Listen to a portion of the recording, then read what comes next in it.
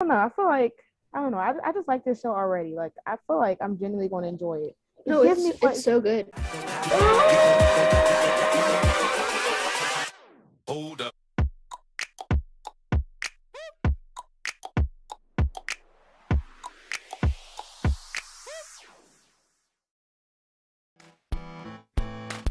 Not too, not too bopping.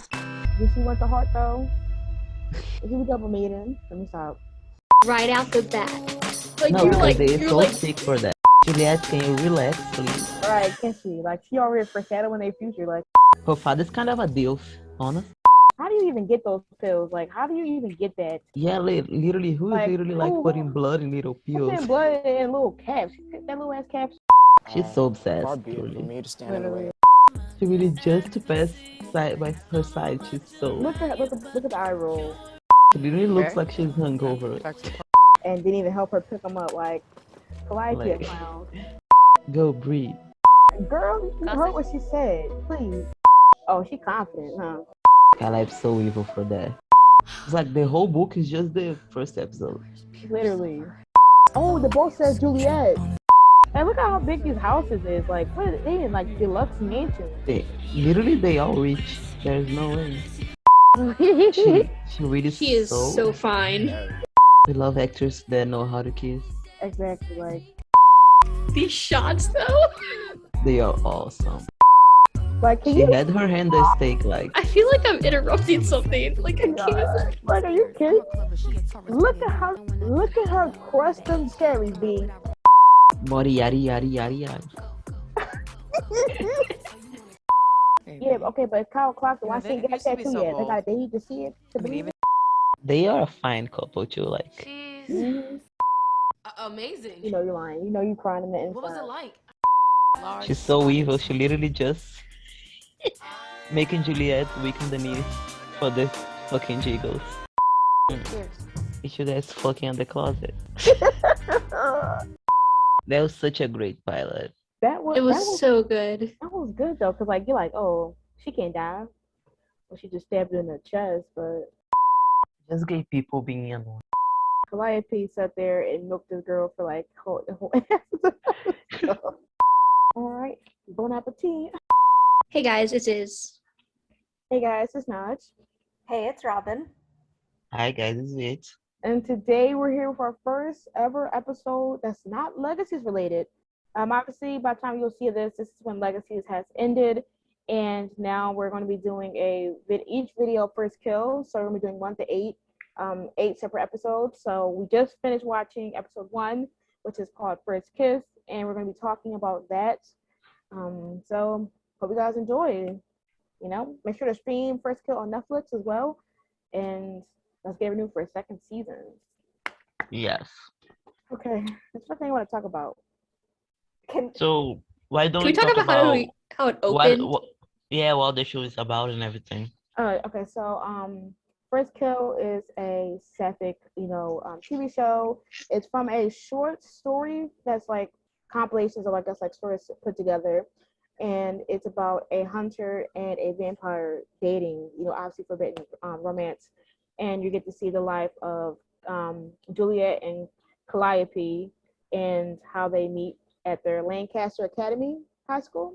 Mhm. So the first episode automatically opens up from both sides of their point of view and how they met at the school, and you get to see Juliet trying to prolong becoming a full vampire because of her first kill, and then Calliope who's trying to get her first kill as well to be aligned as a monster hunter. So that's like Yes. the premise of the show. And before you do anything else, both of these characters are lesbians, so please keep your shipping at rest. Okay. Yeah. Well, and the pilot is split in between both point of views.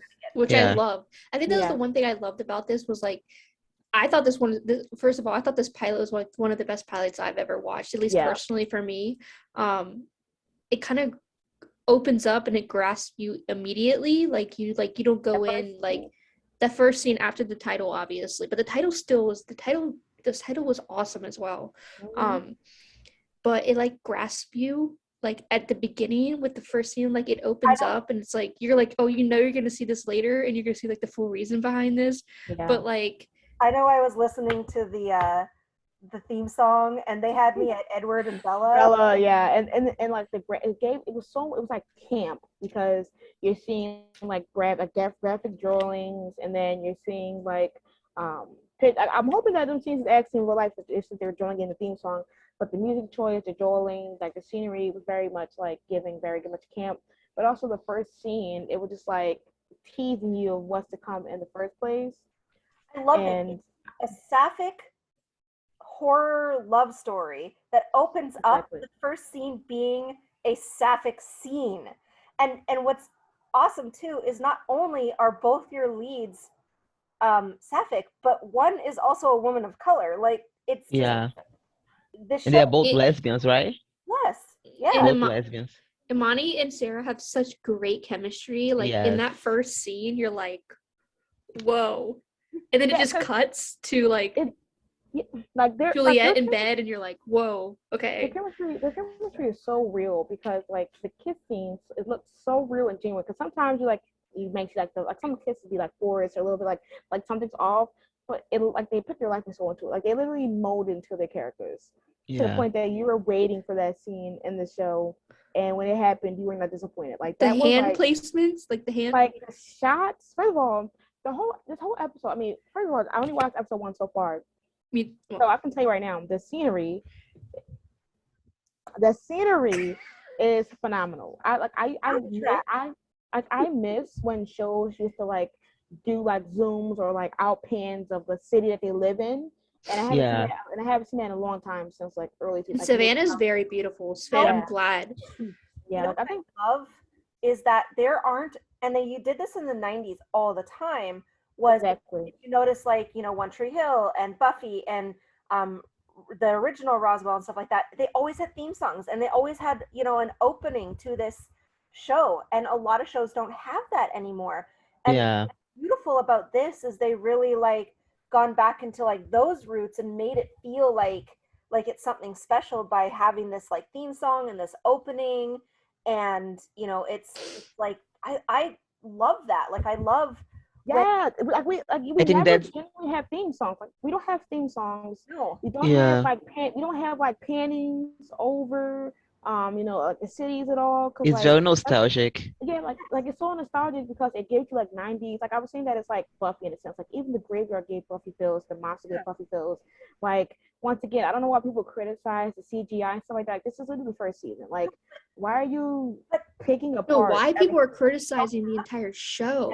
Yeah, like, they haven't even watched it. Yeah, like literally. I know people are like, oh, it's tasteless and boring. And or fetishizing like relationship. Like how? It's got mystery in it. It's got there's questions. There's like, okay, like. It really captivates you. Just I don't understand. Like I don't understand. Like I've never seen a show get this criticized in my life. Never. I haven't even seen. Oh, you know what? It's whatever. I don't know. Like suffixes are already having to reach some big high standards. I don't know why. Exactly. Especially with like the budget they probably got. They probably got a low budget. You don't know what they had to do behind the scenes to get this. Like let alone that this was a 30-page or ebook version, 30-page book. Like yes. You don't like the fact that they had to make that into a whole 8-episode thing. I see someone saying that they had worked on this show and that the budget was so small that they were saying, guys, we need you to stream this. We need you to watch this. We need you to show Netflix that, this show is worth the work that we put into it. And like, even from the pilot alone, like, yeah, fuck yeah. Yeah, it is. It's amazing. They acting, Sarah, Catherine and Imani, like they acting just amazing. They're oh my god, perfect choices. Like first of all, this episode, like how like there's never like a full 100% book to like show or some adaptation.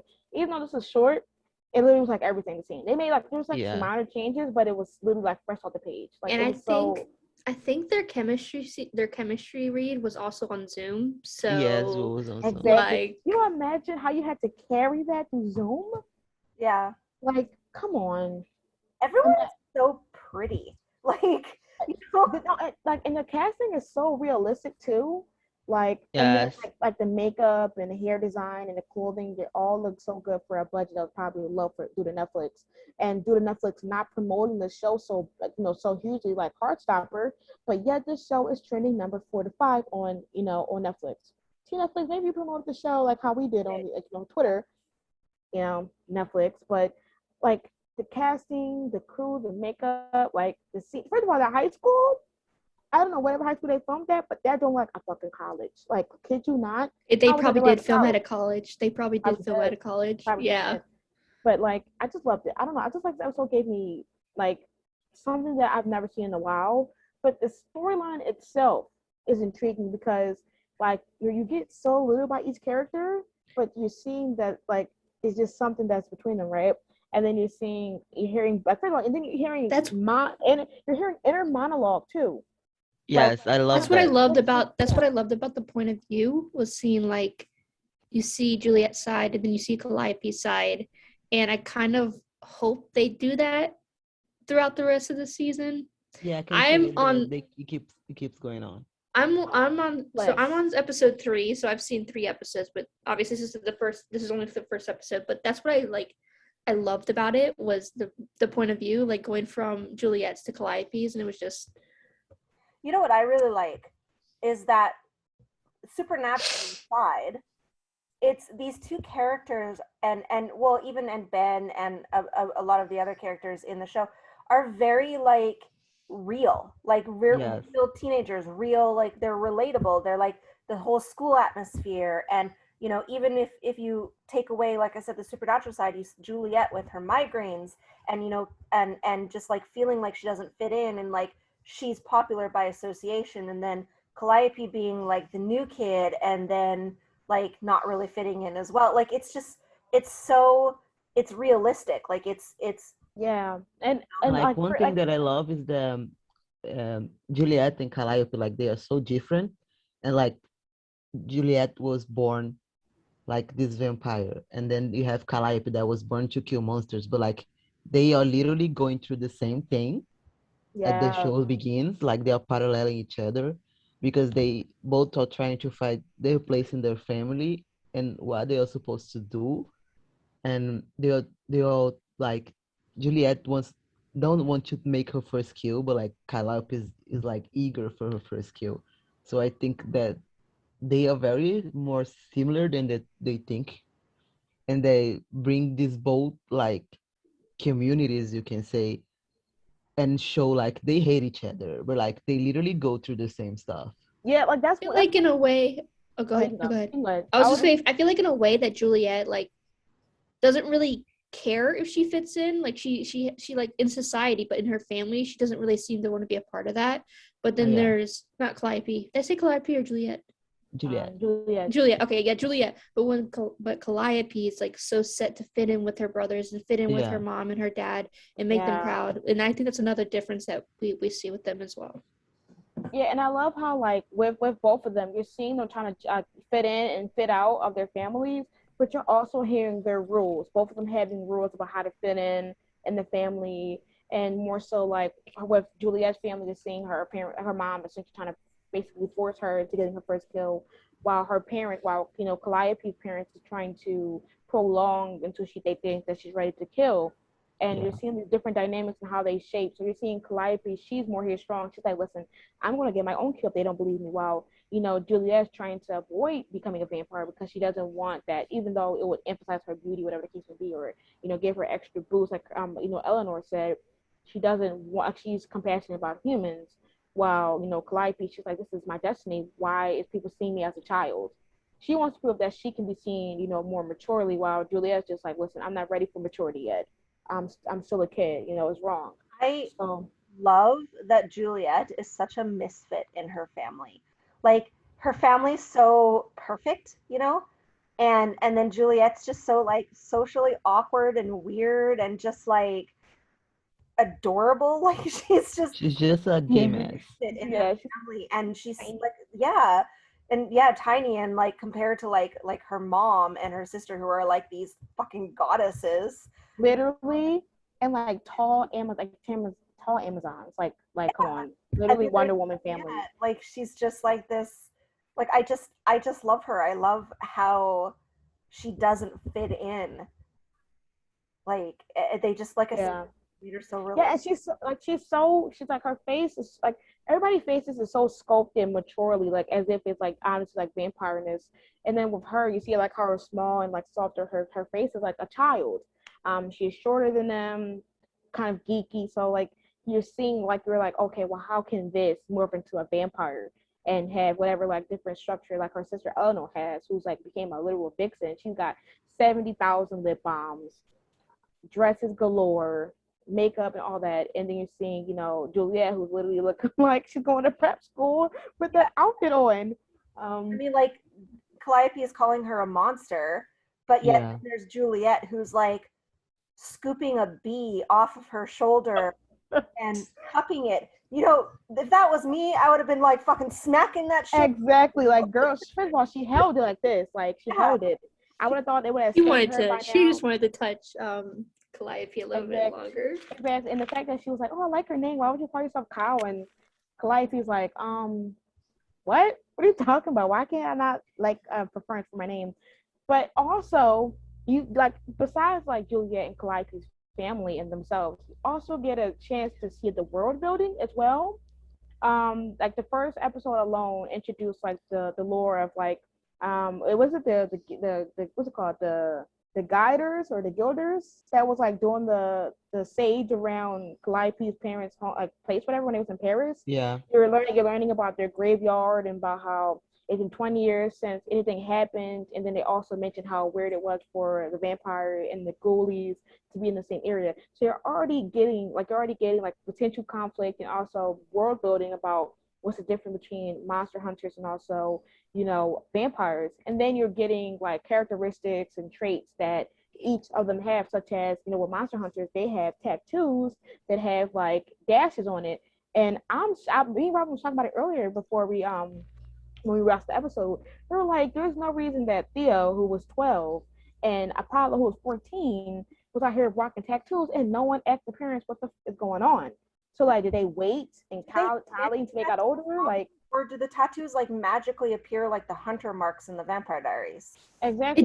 It did though, because when Apollo got his, I guess it's like 10 per tattoo or whatever, because, or 20 per tattoo or something like that, because he had 19 kills, and when he made that 20 kill, he had 2 on his arm. Right. Yeah, it's different because like in the books there's a part where Calliope is hearing the tattoo machine that is making it, because Theus makes on Apollo when on the book, remember, Nash? Yeah. On the book is literally a machine tattoo that they make. But in the show they changed it to it magically appears. So how did you get into hunting? Like, that's what I want to know, because like how, like, it's like, because all right, so how do these monster hunters meet each other? Because it obviously must be a family thing. How do they all know each other? Because Calliope's ex is a monster hunter, and then her family, so how much money do they have? They're able to like relocate all this time and change like jobs and, you know, like have all of these assignments. It's almost like CIA, or, you know, like a witness protection almost, where they're like, except obviously they're not witnesses, they're, you know, like yeah, I mean, it's monsters. Because Calliope, she's saying that she don't want to waste time making friends in 6 months, while her dad is like, you know, at least like get friendly with people. And I'm just like, so y'all move every 6 months?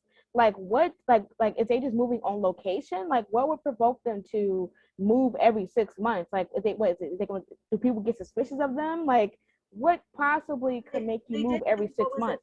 The Guardian sent them there, so like, who is? They must move on location then. Yeah, I guess they literally like just go for the places because of the job. Yeah, which is why when she was talking about how they were like doing the siege and stuff, and when they were in a car, she said that it hasn't been nothing here in 25 years.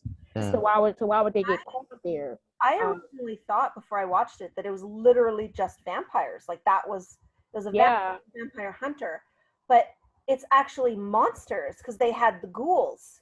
right? And then also the vampire. So yeah, but the thing is, it's so weird though, because like ghoulies, like so people so what, so like ghoulies just came there, like so they wake up like so ghoulies is just zombies, so they just wake up dead like that.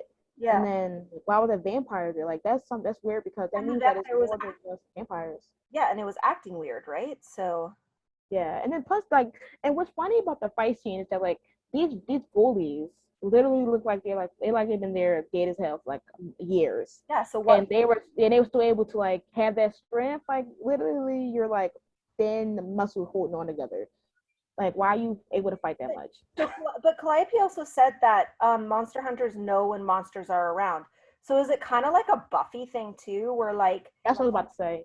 You know, like where they kind of get that like sixth sense, like you're born into it, like it's something that kind of you have to like, because like okay, so Calliope needs her first kill in order to get her tattoo and to kind of be inducted into the society of everything. Society, and then on the flip side, Juliet needs her first kill. Now, does she need her first kill because like that's what's going to make her become like a full-fledged vampire?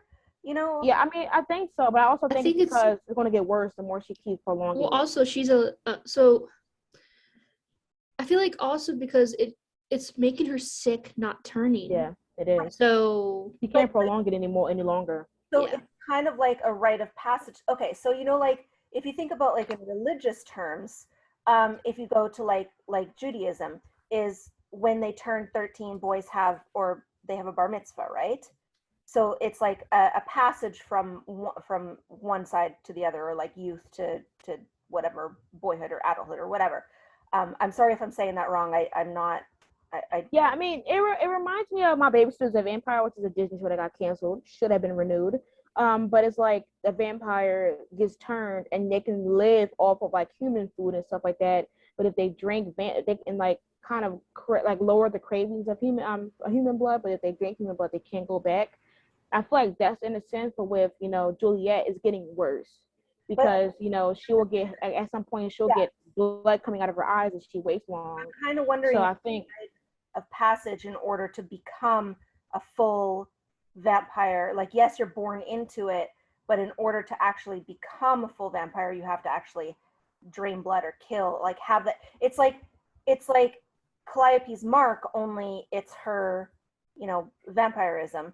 And then if she chooses not to kill and it starts getting worse, is it to the point where like if you go back to like the Vampire Diaries, if they have those 24 hours, if they don't feed, they die. So is she going to slowly die then if she doesn't feed or I feel like it's not dying. I feel like it's going to slowly morph her into where she's like gets this uncontrollable thirst, like I guess like a ripper.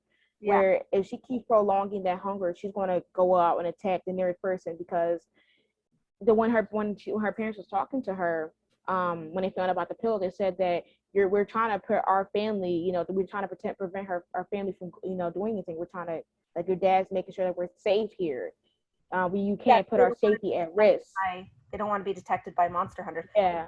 So they said they can't. They don't want to put it at risk. Is it kind of like a Twilight thing where like they're trying to keep they're trying to make like lower suspicion. So they have like a treaty where it's like they can, as long as they don't hunt on those lands and they are like careful or whatever, then but even then I don't even think they know that monster hunters is here. So like they're just trying to lower suspicion of vampires overall so they don't have to move, while monster hunters, they just routinely move, so they don't even know what's here. And with Juliet's family, they just want her to just accept the fact that she's gonna be a vampire, and so she don't have a literal where she's at her lowest limit and just kill somebody, then everything breaks loose and they have to move. So that's why it's more so I think she will just get bloodlust to the point that she's like vampired and just will go after somebody else, because she just was in a closet and then out of nowhere she just automatically like vamped out. So I mean, and then the silver bracelet affected her too, and like brought her teeth out in the middle of school and everything. Yeah, so that's how sensitive it is to like that. And then but like even with Calliope, I'm just like, what the passion was what got you vamped up? Like what's good? It reminds me of like, I mean, well, it kind of reminded me of how I thought it was for Angel and Buffy 107, where he like vamped his face, but the whole time was because her silver touched him. I thought it was actually because okay. Her rings obviously weren't made of silver then, because she was touching Juliet's face, and Juliet's face wasn't like. Exactly. I think she was touching a lot more. She was touching a lot more than. I think she took it off so she can like obviously get more closer to killing her because she knew silver was the killer. But you'll see that I know for a fact by the end of the show she's going to wear what is not silver. But what's the other metal that can not affect vampires? Like I saw somebody say that watch Calliope changes from silver to something else so she can not burn her. But whatever the case may be. Yeah, I think she purposely didn't put on silver so she can get the close kill because she was luring her into it, like luring her into the cloud. She played herself, honestly. I know we want to talk about the kiss, and we'll do that in a second. But can we just say that, you know, that scene where Ben was like, "Okay, you need to come to the party with me. You can be my wingwoman or my wingman." Yeah. And then everything flipped around, and he was the wingman because he like literally set her. He knew what he was doing. He knew what he was doing. And I love that Ben's like the popular guy. Yeah. He's the black kid. Hey, he's the popular. Is an athlete. He's the popular guy. Popular best friend, loner bestie, and mysterious girlfriend. Like you're kidding. Yeah. Like.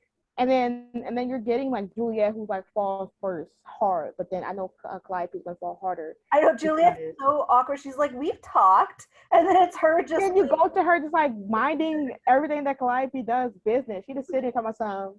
She's down with Handers like. So annoying because in the books, she was just like, yeah. You know, I start smiling when I heard. I'm like, so you're just eavesdropping. And then she got closer to where the books is at, and I'm like, Calliope, you mean you don't tell me you see that girl just staring at you, not reading the books? But I'm hoping. I'm just hoping that in the show later on, obviously, that they mention the smell because in the books, Juliet kept describing how Calliope smells like honey and vanilla, and I'm just like, girl. Okay, but. When she walked down the stairs next to her, I think that they are going to, because did you see the way that she like inhaled her eyes and rolled her eyes, like inhaled and rolled her eyes, and so yeah, they'll definitely talk about yeah, it could, because then not Calliope, she put on like lip balm, and the lip balm was the vanilla scent that like got her like. Now I gotta look at the vanilla. Now I gotta look at the chapstick name, but I don't know. I just loved how much detail it was because I don't know if they changed it, but. With Juliet in the book, she chose a dark shade called Dust. I do remember Heartstopper being there, but I don't know if she chose Heartstopper in the book. Did she choose Heartstopper or? I don't remember, but it has Heartstopper. Yeah, it has it though. But like with that, I was waiting for that scene, like literally. But yeah, I mean, I also love how they did mention like Juliet never feeling at home, because she literally said that in the book. Like she never felt like she was home in her own skin because of her being a vampire. And off the bat, you do see how she's like feels so indifferent from her family, even though you know she loves them, but like she won't be a murderer. And then you're seeing like both sides of the family just talk about it. I just don't know. I just love everything. Like this is probably the best pilot I've seen in a while. Yes. Like this is up there with Buffy. Like Buffy pilot 8. And like 8 too, because like you're getting both point of views. Like, and see like the suffix like the show like around their sexualities. They are lesbians, okay, but like the show isn't about that. They have like a lot more going on, you know. That's not like the important thing about the show, about them in the story of the show. Yeah, because I saw people the negative reviewers saying that they're sexualizing and fetishizing this relationship. And I'm just like, no, they're not. They're like not. This is a plot, yes, because they're the main characters, they're the main leads, but it's also building up their families clashing, because the family came there to hunt. They're getting hunts, heavy, hungry. Just like Apollo. Apollo's like, listen, I'm here to kill. Do you think he's gonna let that slide that vampires is in town? No. And then they're going to be intrigued and interested in, like Juliet's family, because who's my sister seeing? And then I know that, they did the spell at the threshold of Calliope's home. I wonder if that's going to affect Juliet entering or not. Like, we don't know. We barely still know the vampire lore this universe, because they're in the sun, they don't burn. Yeah. Like yes, like Juliet wears sunglasses. I know that her skin sometimes can get irritated, but she don't burn, she don't light up. Like we're not used to this type of lore in vampire world, so we don't know if she has to be invited into things. Well, I don't think so, because she just walked into that party. So like these like rules for vampirism doesn't apply to this universe. So we're still learning about what can really tick them off, and how can monster hunters even detect that. Like the thing that gave it away was the blood pill, but imagine if Juliet never dropped them. How will Calliope ever figure that out? And once again, it ties into like Calliope not even noticing that the vampire at the funeral, at the graveyard, was even a vampire. Like, so I feel like this whole show is going to be showing how, strengthening Calliope into becoming a monster hunter, because obviously she will be fighting monsters. And then you also got Juliet, who still don't want to be seen as a monster, but will be helping her. But like, we don't know the lore between both of these sides. So yeah. And you're talking about like people complaining about sexualizing them. Yeah. But like you see straight couples literally kissing all the time. You see exactly, like the boy being without a shirt on the television because it's pretty, and like nobody complains. And like I'm so tired of seeing like safety couples just French kiss and only that. Yeah, I don't see anyone. Little pecks and that's it. Like they barely act like a real couple, like touching and doing stuff, and like Calliope do all this, and I think that's very so refreshing to see, honestly. Yeah. Seeing two actors who are so comfortable, like kissing each other like that. It's like, come on. It's refreshing, and also like the fact that they provide content. Like, this is the most active I've seen a fandom in a while. Like, we're from Legacies, where everybody's basically ghosts, and we come to First Kill. We've been in the First Kill fandom for like a few months, and we obviously seen content they give out, but when First Kill really got when it got fully on Netflix, they started posting content back to back, feeding us, and to see how comfortable these leads are, and how they love and adore their characters and what they bring to the rep. Like, come on. Let alone that, this is my first episode and I'm already obsessed with every character. Like, even though I'm supposed to hate the mom, not hate, but she annoys me sometimes. I'm just like, listen, they're literally everybody's literally rich in Savannah. Like, girl, every house is a mansion. Pretty. They're so fucking pretty. Everybody's pretty. Like, everyone. And and the way that you see these teenagers in class. You know how many shows we don't see people in classrooms? Legacies, Riverdale. They don't be in rooms. They don't be in classrooms, but you see them in classrooms. You see them mention classes, talking about, in gym. You see them doing hobbies around school as well, and not just them walking in the building and not doing anything. You see them walk the hallways, talk to people, leaving gym classes. The realism is so there. You don't see that. You don't hear any monologue. You don't see scenes. You don't get theme songs. And the fact that they're merging everything that we wanted and we kept asking for it in TV shows and just bringing it together, and y'all complaining. You know what I really love? What I really, really love is the way that they're showing Juliet's struggle with the light changes and the music. Yes. And I really love that. I really think that is a very unique take on being able to. Because it's hard to show that on screen. It's a lot easier to write that, but it's harder to show that. And they've done it so beautifully in the way that they do the lighting and the music and everything like that, that you literally can feel the struggle that she has and that she's feeling, and the pain almost that she's feeling, because they've just done it so beautifully. Yeah, and the intensity of the music every time it turns red. Because it really shows, it kind of brings you into her mindset of how she feels at the moment. Just like how when the inner monologue, and then also with this, you're seeing the light red of her head means she's slowly losing it. And then when it came, when it really got to a point where she's it's so intense, everything was red. So you're seeing the levels of intensity of her needing them pills. That the sound picked up during those moments too. It was a lot louder during those moments, because it was you were in Juliet's head when that was happening, and you were hearing the sounds, the spray bottle and the shoes scuffing and the voices and everything. And the humming picked up. Yeah. So like it really and then like I don't know if people really complain about that, but I know that like automatically let me know that like, oh shit, this is serious, because you're already hearing her talk about the headaches intensifying. You're seeing her parents basically mention the threats of her prolonging this destined fate, to then seeing the effect, and the fact that she has to like basically like just like her get all these pills of like this blood to like take it hourly, and then like her like basically like losing strength over it.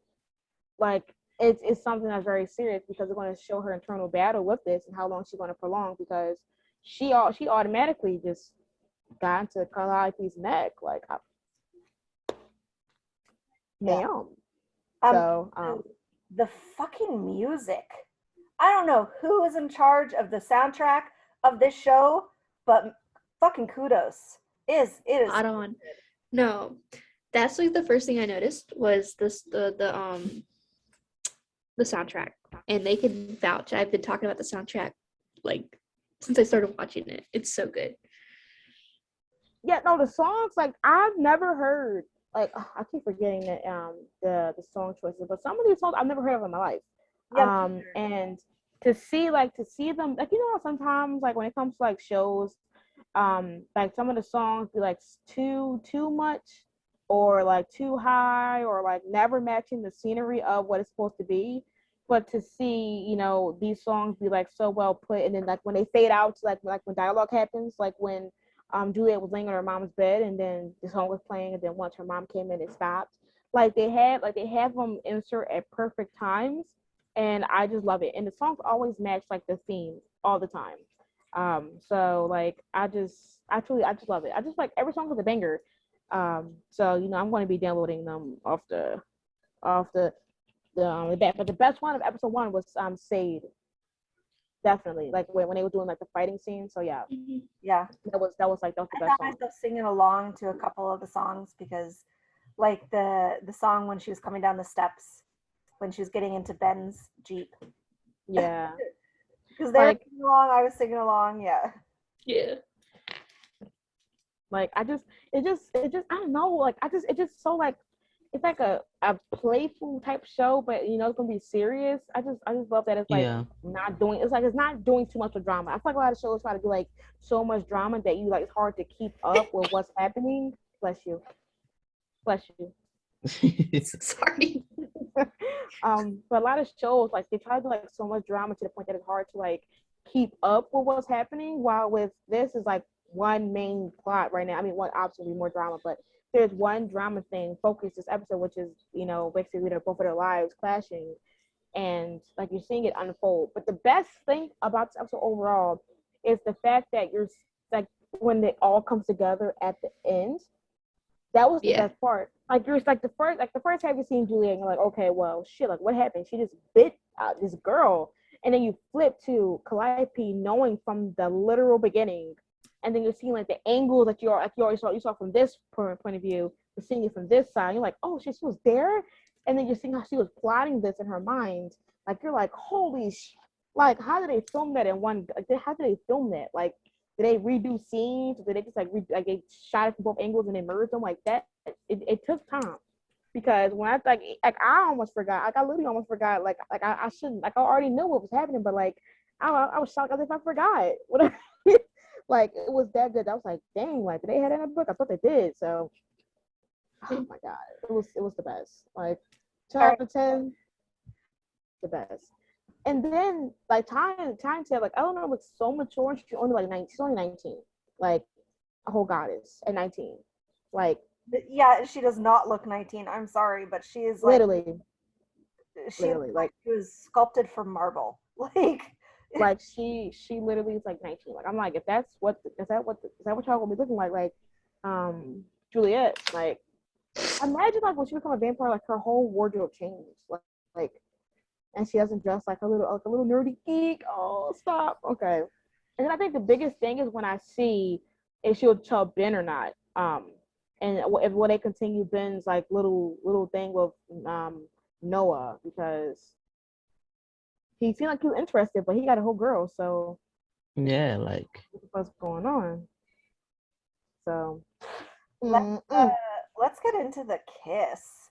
I mean, the title is called First Kiss, so let's get into that.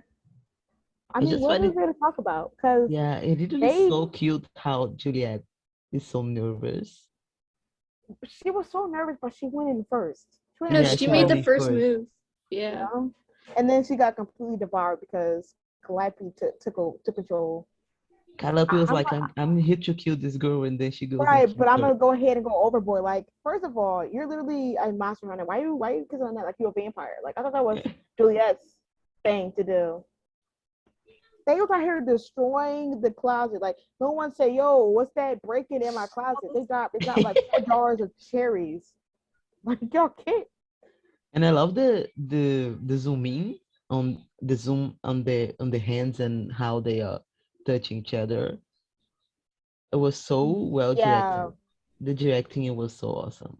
Yeah, the choreograph is like the way that Calliope like grabbed Juliet's face, like she hand like slid up to her face, and the positioning of every camera angle was amazing because you're seeing like not only just the kisses, you're seeing what they're doing by like underwears, like such as the hand placements, and then you're getting like zoom out to full body shots, and then you're seeing like their movements around where they're going in the pantry, and you're just like, okay, so they really eating it up. Like you're seeing, like I think it's one of the most like beautiful kisses. Like first of all, the light, like even and you would think that like due to it being in such a dark place, such as a pantry, that it would be like a dark kiss, but it was still good lighting. Yes, we could never. Legacies could never, like especially for us. No, because what the green, a lot of the shows have that like green filter, and orange, Netflix for blue, like for not using the green filter in this. Oh my God! Please, thank you, because I can see them shit on Shadow and Bones. That show is still damn dark.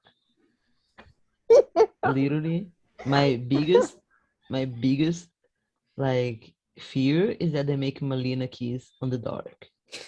I won't see anything. We have to do like 17 freaking light enclosures, but yeah, like the scenery in the pantry, like for it to be like so dark, it had amazing lighting, which is why like it made it so easy for me to gift the kiss. But I just like, oh my God, everything was just, I mean, even the party details, like you know how much like for the budget they did an amazing job with that party. Yeah. Like the coloring, the drinks, the bedazzlement, like and like the party felt like a party. And like you know what I mean? Like it felt like a high school party where they have like drinks all everywhere. People leave drinks unattended, spin the bottle, like 7 minutes like that. It's so realistic. They felt like high school kids. Yeah. Exactly. Like they are not like into big issues. They literally like just to teenage issues. Like I have a crush on this girl. I wanted to fit in. I want to like I have a boyfriend that is closet and like just like normal teenager stuff. Yeah. While being a vampire show. And like another thing is also like they a vampire show with monsters and all, but like it's so colorful. Like you can see for the clothes, it's so colorful. Yeah. And then we have the keys in the pantry, and when the chair is literally all red, and I think the colors are so awesome. I mean, awesome in the show. It's very nice to watch. You feel like it's very pleasing to watch the show because of the colors and everything going on. Exactly. I just love how it really felt like high school. Like it felt like I got a high school feel from it. It didn't like sexualize high school either. Like with half naked people, like they dressed like they was like dressed like how I would dress when I was a teenager. So like I don't know what y'all mean over that sexualization thing. Like it literally looked like they were just like regular kids. Like they had jeans, pants, all that. Crushes as kids, you know, people who make out in the closet, like spin the bottle, like. It's not like people were having sex all throughout the party or anything like that. Like exactly, you didn't even hear about hookups. In the bottle, and then going in the closet, and the only kiss you saw was between Juliet and Calliope. Like, you know. Mm-hmm. And I mean that was intense, but it was also because Juliet was also affected by the blood, and then Calliope was also affected by the fact that she's thinking she's going to get her first kill. So like it's all these already tense emotions, and then on top of that, adding in hormones. Yes.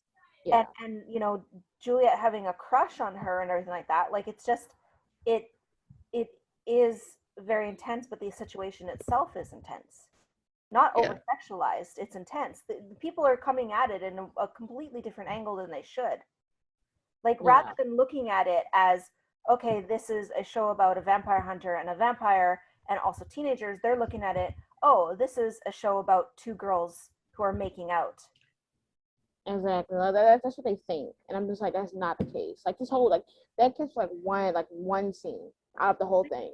While everything else was just them, like, finally doing it on. This sexual, over-sexualized, or people are over-sexualizing these two girls, and yet praising fucking Riverdale, who's, you know, sleeping with every other person down the street.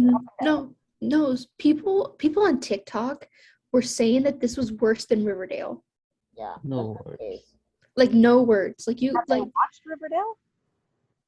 And even then, like, I watched Riverdale up to season 5. Like, that's literally not, like, come on. Like, girl, I watched Twilight. Like, what do you think? Okay, why was there no talk about how over-sexualized the teenagers were in 13 Reasons Why? Exactly. Oh. Was it because it was a boy who was raping girls? Where was the talk about being over-sexualized there? Yeah, or Archie having his shirt off every 5 minutes. Yeah. Or you know, Veronica and the team, you know, out here having a whole cheerleading fest outside of the jail. What about Cheryl and Veronica having that cheer dance competition and you know, they're wearing the or Shoni having a whole BDSM. Why are they not talking at the job at like 17 or 18? Like, what is going on? Yeah. Like, what's going on, please? Or the queer bait with Betty and Veronica. When the girls are wearing, like, first off, it's never about the clothes. Fuck anyone who says it's about the clothes. Yeah, it's about clothes. But if they want to say it's about the clothes, Juliet and Calliope were not in clothes that were over-sexualized. Literally not. You see, Juliet was dressed from head to toe in a long sleeve and then got a little sweater vest on top with a skirt that came to the knees with some sneakers. Like, are you kidding me? And even hair back, like, even when they were kissing, it's not like they were showing a lot of skin. There was no, like, bra or anything like that. It was literally like a little bit of waist, some arms, some neck. Like, so where is the over-sexualization that they're talking about? I don't know. I need to find it. Like, I need to telescope because they're upset because it's two girls. They're upset because it's two girls, and they're upset because it's two girls that are not, like, it's because it's a mixed couple. Yeah, I don't understand it. And things are like, and the haters, the writers that hate on it is like trying to find a niche group of like, I don't like it either. Stay aware of the first kill fan. I'm just like, girl, nobody worrying about y'all. There was that one writer. Like that. This is the one writer. There's like, oh, this show is tired or whatever, or it's no good. Yeah, and then was it Variety or Vanity, whatever that said that the two leads need to be gone. It was the writer for Variety, and then people were saying, oh, well, it's because you're a straight person. She's like, well, no, I'm gay. But it's like, then why are you not fighting? Criticizing, exactly. Like, and I don't recall any shows that's like this. So what are you talking about is tired? And why are you saying that it would have been better without the two leads? What are you trying to say? You're saying it's better without the two leads? You mean without the main sapphic girls? Without the black lead? Yeah, without the two lesbian characters? Are you kidding? Yeah. You're loud. And then that line said, "Oh, it's because I got ADHD, so like I can't handle this." I'm just like, what did I gotta do with you shit on these actors, these characters? What did I gotta do with me? Those are the exact reasons why the WB and other networks feel it's okay to cancel shows that have good WLW rep, like, or good sapphic rep. Like, they're just like, oh, well, these reviewers or screeners are like, oh, this is no good, so yeah, we can cancel it because people said that it was no good, rather than listening to the ratings or the fans or the people that are screaming for this kind of content, and then it constantly being like pulled out of everyone's grasp because it's not selling as much as, like fucking Emily in Paris. I'm sorry for anyone who watches that, but that show was boring as hell. but it got renewed for a few more seasons. Like, those are movies, aren't they? No, that shows. It shows on Netflix. You got renewed for another season, and honestly, it shouldn't probably have. And I loved you. I loved the second season of You was actually the best. The third season was okay, but like, why are we renewing it again when it's the same tired old story? But it's like we had 3 boot kisses. Like, it's just, yeah. I'm sorry, I don't mean to like rip apart these shows, but it's just, this show is First Kill is being held up to higher standards. That's a higher standard. It makes no sense. Other shows, simply because it's a sapphic, not even a love story, but like a sapphic show. It's like every show, like even with like we can even like, I hate to bring up Legacies, but Legacies is a good example. Like or like Teenage Bounty Hunters. That was actually a really good, funny show. I really enjoyed that, but it got canceled. Like, why? Why did it get canceled? Yeah, and also CW canceled like so many shows, The Bad Woman, and also Legends of Tomorrow. Legends of Tomorrow, Legacies, all of their shows with people of color and with LGBTQ rep.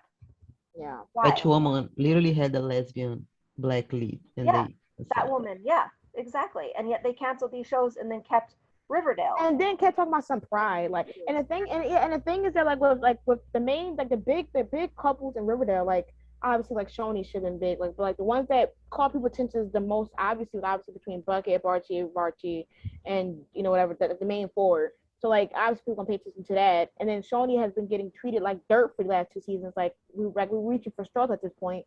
So like they're like, oh, of course. And then Riverdale obviously they're a bigger contributor to like the viewers. And then you got Walker and shit, whatever. But yeah, so you look at like Nancy Drew, that literally took away their black male lead, and basically gave his entire part to a white male lead. Yes. And right now, it's not looking good. It's not looking good for him. The transphobic stuff is going around. Anybody who is watching this and enjoys you have to make sure to stream First Kill. The first 2 weeks dictates if it's going to get renewed for a second season, and we really want it. And once again, these characters are obviously important. The story deserves to be heard, and also the actors, they have such amazing chemistry. Go watch their interviews, and they care so much about the representation going on in the show. Literally, but they literally feed. I mean, by the time this episode comes out, a lot of people will have already binged it. Yeah. Hopefully more than once. Binge it every week. I think I've watched the first 3 episodes like at least 2 times, 3 times each. Yeah. So I mean, like, yes, it may have already been 2 weeks since the show came out once this episode actually releases, but it doesn't mean stop trying to fight for it. Don't stop talking about it. Don't stop tweeting, edits, GIFs, you know, like gifts, follow the actors, donations, actresses, like just Monty Lewis and Sarah Catherine. Yeah, just let this explode. Like, show Netflix and like Twitter literally single-handedly promoted the shit out of this show. Yes. There was hit tweet after hit tweet after hit tweet. There's a few Twitter accounts I can name off the bat that were like literally defending, like really promoting them like as they should every time. So like big thanks to y'all. Like honestly, like I might just like hopefully there's like a few. Like you can look up like First Kill. Literally, like Heartstopper got like a renew for 2 more seasons, and I barely see them on Twitter. And like First Kill is literally in each tweet I see on my timeline. Literally, yeah. I can't escape them. They were trending for like 4 days, 5 days before the season got out, like trend. And then Juliet is trending today, so yeah. So let's keep it going, and now I can actually watch episode 2. Yeah. I'm gonna watch episode 2 tonight. So are we wrapping up or? I don't have. Yeah. So. Yeah. Okay. So that was our first episode review discussion of First Kill, named First Kiss. Make sure to like, comment, and subscribe for more Handon Weekly reviews, obviously on the First Kill. Let us know what other shows you want to see besides First Kill after we're done. We still have 7 more episodes left, so you're going to be seeing us review and discuss the next 7 episodes. Make sure to stream First Kill on Netflix. Even if the volume was on 1, rewatch it. Add it to your favorite list, rate it 2 thumbs up, and make sure to support the actors and the writers and producers and the creators. And yeah, thank you guys for tuning in. Bye. Bye. Bye.